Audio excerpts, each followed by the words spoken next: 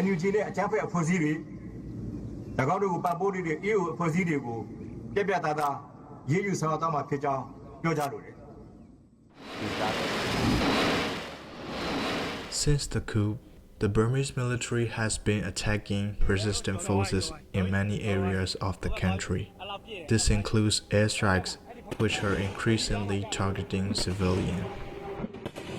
Impact of the military action has been documented despite the risks. One photojournalist who has documented the impact is Noi from Karenni Voice. She spent 2 years living with the Karenni people. The very first airstrikes I've been in Karenni was like 2 years ago, and they target on hospitals.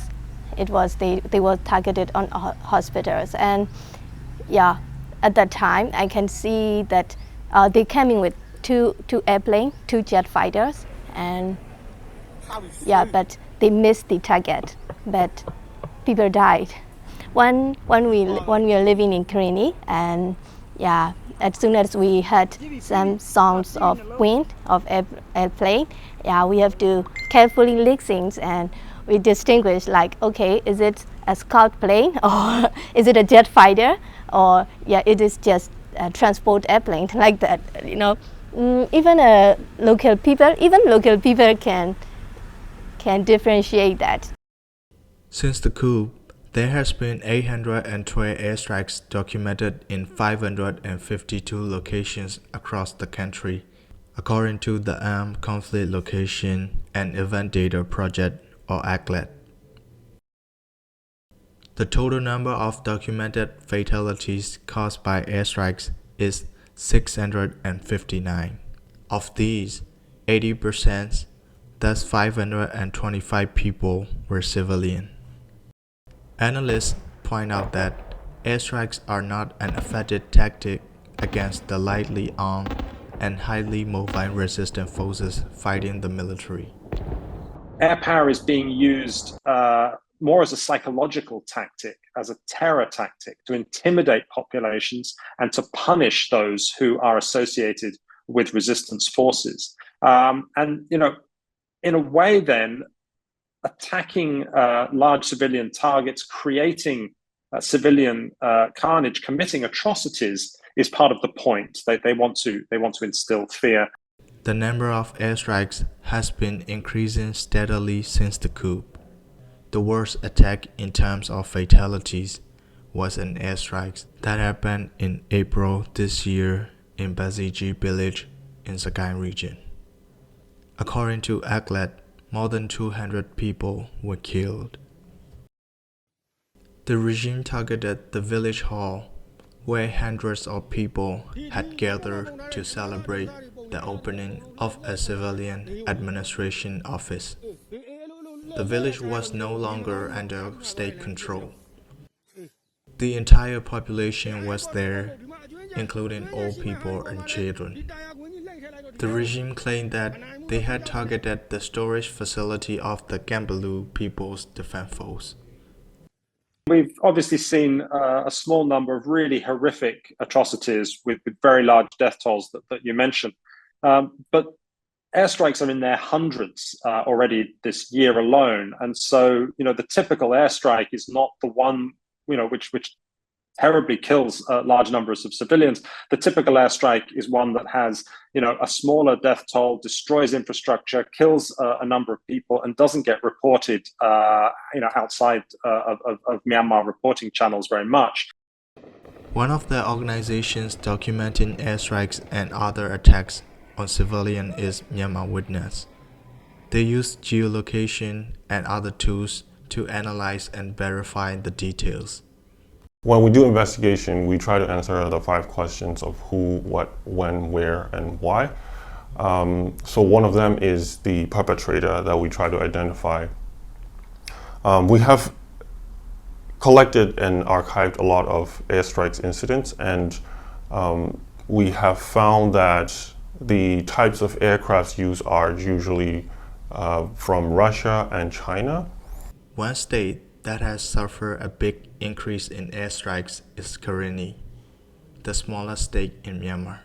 Myanmar Witness documented airstrikes in June and July this year.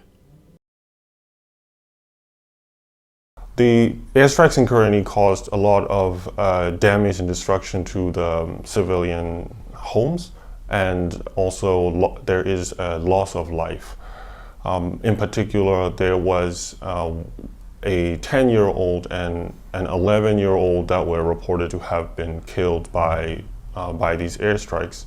The airstrikes also seem to have damaged the IDP camps that lies along Karenni and Thai border. These drone pictures released by Karenni Nationality Defense Force capture the damage from the one attack in March. After 2 days of heavy airstrikes, more than 100 houses were destroyed. The number of casualties are not known. These airstrikes, they don't choose like the target. They bomb like everywhere. The SAC are bombing like school, SAC bombing hospital, SAC bombing the IDP camps and local residents, the villages. So they don't target to the warfare like. So they target to the, let's say they target to the people. They're trying to kill the people because they know like our revolution is like depend on the peoples. Our revolution rely on the peoples.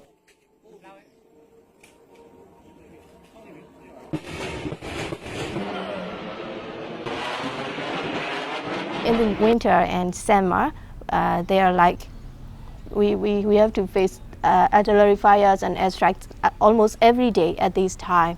And yeah, people are really afraid of that, and we have to rely on some Telegram channels, enemy air route. They inform every day, like every minute, if like, oh, okay, jet plane has gone from Daegu to the southeast. If southeast, that's Karenni.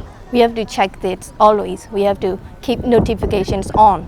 If we had the wind sound, we move near the bomb shelter, no matter is it transport airplane or scout or jet.